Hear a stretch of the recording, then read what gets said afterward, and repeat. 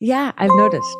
There's a lot of walking in the streets and, things like that I have to contend with. So Oh yeah. I feel very prepared from, all my experience driving in Houston and Austin, where a lot of California people go to ruin the state of Texas. Yeah. It's kind of our jam these days. Drive property rates, values up. Oh, I know. All my friends that live in Austin hate Californians. They're just like, I can't afford to buy a house now. My favorite though is when they go through the summers and they're like, it's 100 degrees. Like, why is it so hot? And it just makes me laugh because I don't know what they were expecting.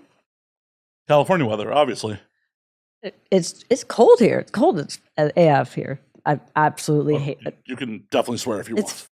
Way too cold. I cannot handle being in the summer and having to wear like a jacket at night, because I prefer in Texas, like I don't have to wear pants most of the year.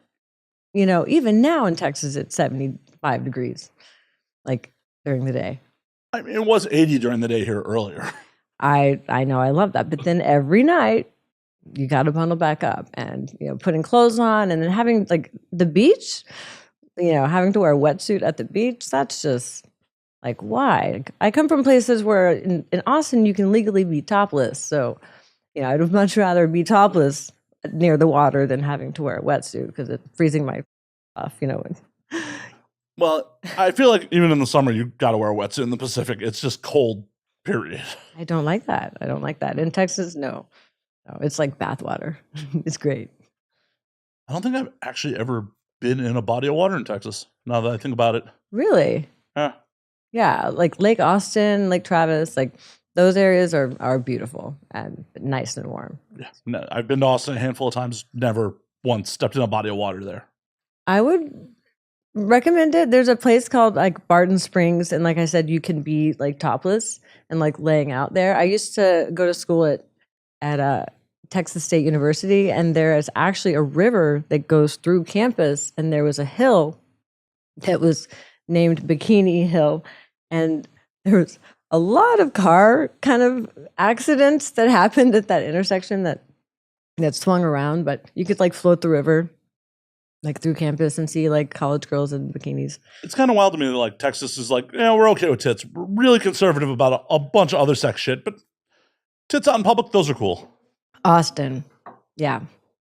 Austin, like I think what's his name? Ron Swanson, the guy who from Parks and Rec. Nick Offerman, he said Austin is a dream that Texas is having. It's the most liberal. I mean, that's why I love it there. It's because it's socially very liberal, and I also don't have to pay state income tax like here in California. So you guys have things that suck too. You have legal, which I love, but at the same time, like there's benefits to being in Texas, especially tax wise, which is super nerdy to say, but when you go pay $6 a gallon and I'm paying $2.37. I have a Tesla. Yeah. I tried to rent an electric car one time and I almost got in a fight with some other electric car driver because I had to drive, literally it took me probably 5 hours between 2 days to find a spot. First of all, like you have to find an open one. You have to find one. I didn't have a Tesla. It was like some off-brand electric vehicle. I rented it on accident because it was the cheapest one.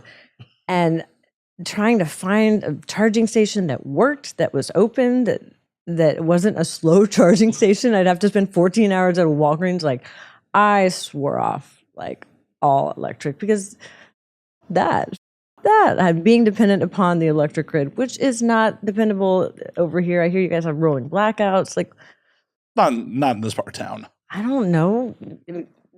California is weird, but having to drive like wasting 5 hours, and I drove past probably 27 gas stations, and I was like, there's another one, and there's another one, and I'm about to run out of whatever this is, battery, and my dog was in the car, and like, So I ended up jacking somebody else's charging station, and then I didn't touch the car. I just pulled the thing out. His still almost done. And then the guy I cried. I was like, I'm like, I have no idea. I'm like, I'm never going to do this again. This is never happening to me again. So especially if you're from a different place, if I'm staying at a hotel, I don't have a Tesla charging station available. So. Well, I'm definitely not road tripping in my Tesla. It's a great getting around town car, and I'm lucky that there's chargers in the garage. Right. Like, if I didn't have the ability to charge at home, I would not own that car. Try it in public once. It sucks. You Oh, have to plan your whole day. I'm going to go to Whole Foods and find the charging station and make sure it's one of the 4 that like works and is actually like not occupied by somebody for 3 hours while they go pick asparagus for $8 a stalk.